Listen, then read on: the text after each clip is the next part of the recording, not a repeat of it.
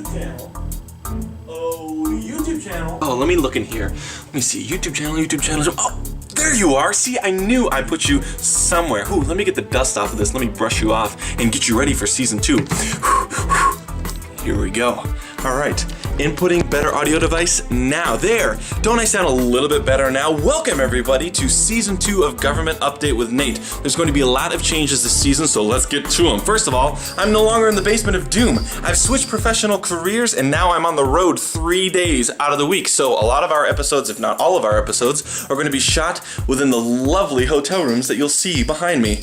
Also with that, because I travel so much, I'm going to not be able to publish videos as frequently as I did before in season 1. However, with that, it's kind of a blessing in disguise. I'm looking to pump these episodes up with a little bit more richer content. What I mean by that is I've always had this vision for this channel, and I think I will iteratively get there throughout the seasons, but I've aspired to be more like a Good Eats type of channel or show, or a Bill Nye the Science Guy type of show, just with politics and government behind it. So what that means is that I'm going to try to do as much research as I can to give you historical context on why the things work the way they do, try to get you some expert interviews from other people that are in government, that are in functioning roles, and also, as always, I will always give you the facts, never fiction on voting records for politicians in your area, the actual text within a bill, and things of that nature from season 1. But for season 2,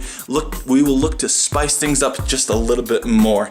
With that being said, let's get started on today's episode. It is a little bit high level review of what's been happening in Congress for the past couple weeks. It's not a drill down episode as we are used to, but hopefully there's some history within it that you'll find useful. Welcome to season 2. I've missed you.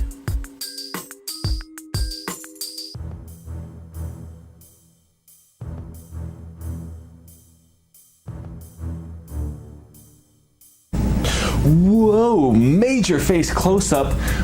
Let's get to what's been happening over the past several weeks within Congress.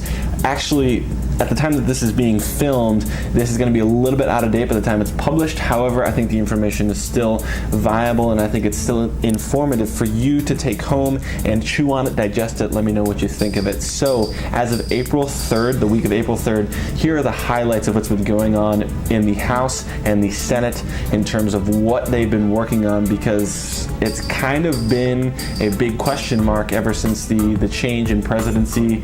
A lot of people are unsure, or have come to me and are unsure about what's been happening. So here are the highlights of what's been happening over the past couple weeks in the House and the Senate. I've just taken a couple bills for you to take home and digest and chew on it. Let me know what you think about it. The first things first is that as of April 3rd, the House and the Senate confirmed Neil Gorsuch as the next Supreme Court justice after they employed the nuclear option.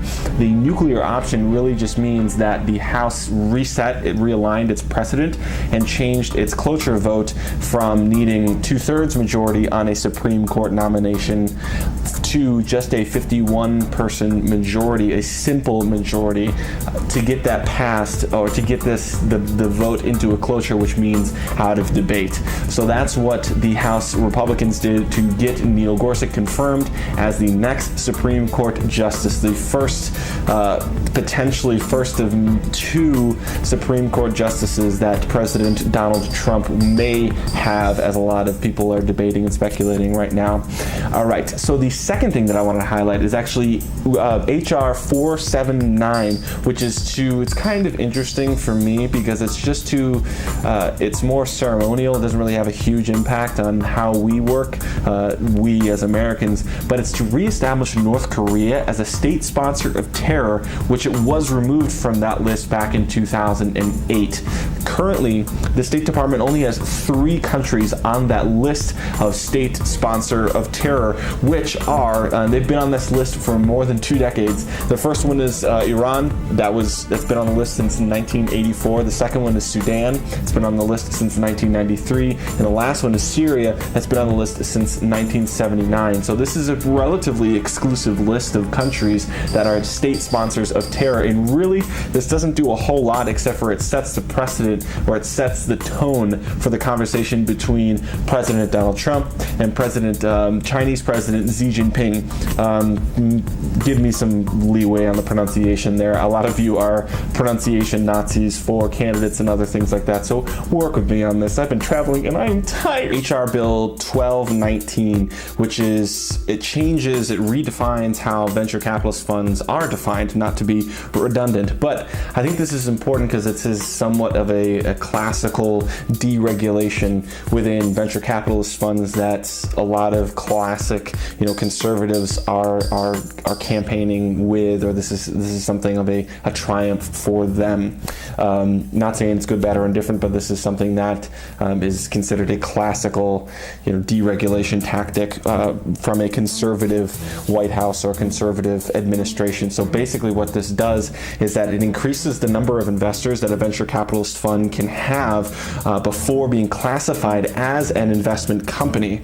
The original number that they had, the threshold that they had, was 100 investors, and at that point the SEC regulated them to register with the SEC and follow regulations that were under the Investment Company Act of 1940. However, this bill, HR 1219, revises that number from 100 investors to 500 investors before these companies need to register with the SEC. This has passed, and this is now a law coming out of the House, and I suspect it will be signed into law by President Trump, as this is a sort of a classic, this is a classic deregulation, something that is very much a part of the Republican plan.